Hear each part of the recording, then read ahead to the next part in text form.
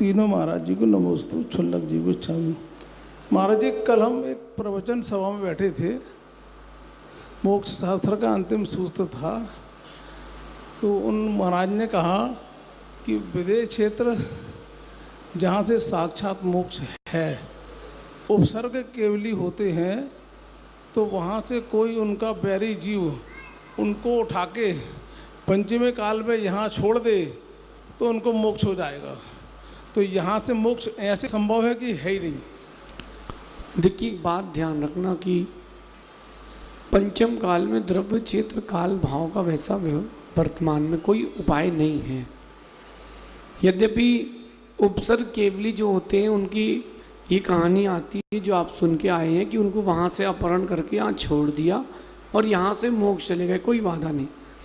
जैसे कुभोग भूमियाँ हैं, वहाँ से कोई मोक्ष जा ही नहीं सकता, लेकिन अगर कोई अपहरण करके वहाँ लेके छोड़ गए तो वहाँ से मोक्ष चले गए, क्योंकि पूरा 2.5 दीप सिद्ध शिला के आकार का है, तो मोक्ष जाने में कोई बाधा नहीं। लेकिन अभी तक मैंने ऐसा कुछ सुना नहीं है कि इस पंचम काल में यहाँ लाके छोड़ के चला गया। मुझे लगता नहीं कि अब इतना बैर करने वाले बच्चे हैं, वो वहाँ से उठा के यहाँ तक क्यों लाएगा, वहीं कहीं और छोड़ देगा, क्यों परेशान होगा। पंचम काल में ऐसा कुछ अभी सुनने में नहीं आया कि ऐसा कुछ हुआ हो।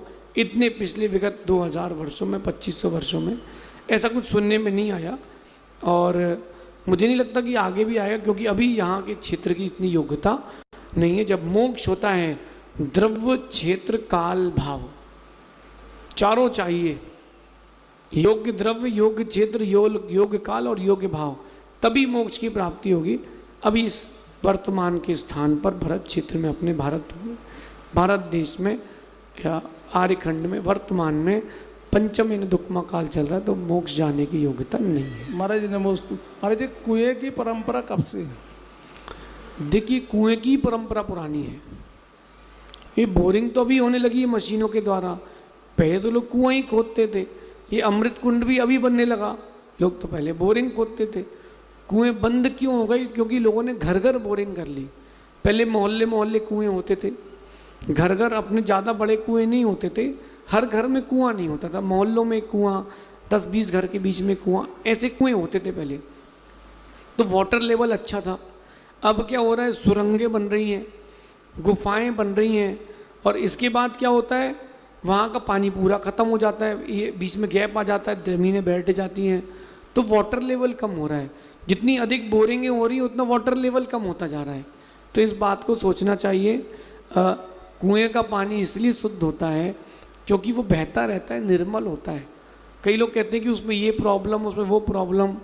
भैया, जो आप बिस्लरी का पानी पी रहे हो, आरओ का पानी पी रहे हो, बिस्लरी से, कंपनी से मतलब नहीं है। बिस्लरी से मतलब जो आप वो बॉटल वाला पानी आता है, उसमें कुछ बचा ही नहीं है। आपकी बॉडी में मिनरल्स देने के लिए उसमें कुछ बचा ही नहीं है, केवल एक मीठेपन का स्वाद के अलावा कुछ भी नहीं बचा, और आप उसका आनंद ले लेते हो।